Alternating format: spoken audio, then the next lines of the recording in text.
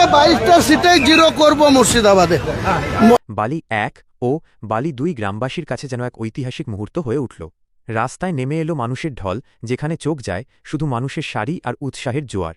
হুমায়ুন কবিরের road show যেন শুধুমাত্র একটি রাজনৈতিক কর্মসূচি ছিল না, বরং তা পরিণত হয়েছিল এক বিশাল জনসমর্থনের মহাসমুদ্রে। এত বিপুল ভিড়, এত উচ্ছ্বাস, স্থানীয় মানুষদের কথায় এমন দৃশ্য আগে কখনো দেখা যায়নি।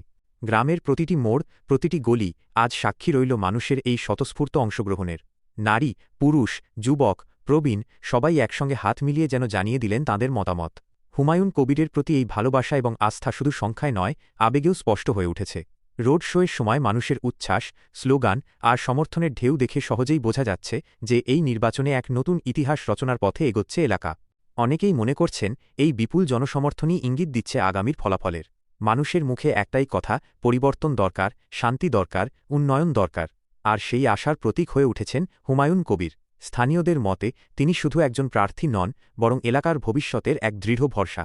এদিনের রোড শোতে মানুষের উপস্থিতি দেখে অনেকেই মন্তব্য করেছেন, এটি কোনো সাধারণ রাজনৈতিক সমাবেশ নয়, বরং এটি ছিল এক জনজোয়ার, যেখানে প্রতিটি মানুষের উপস্থিতি যেন একটি করে ভোটের প্রতিশ্রুতি।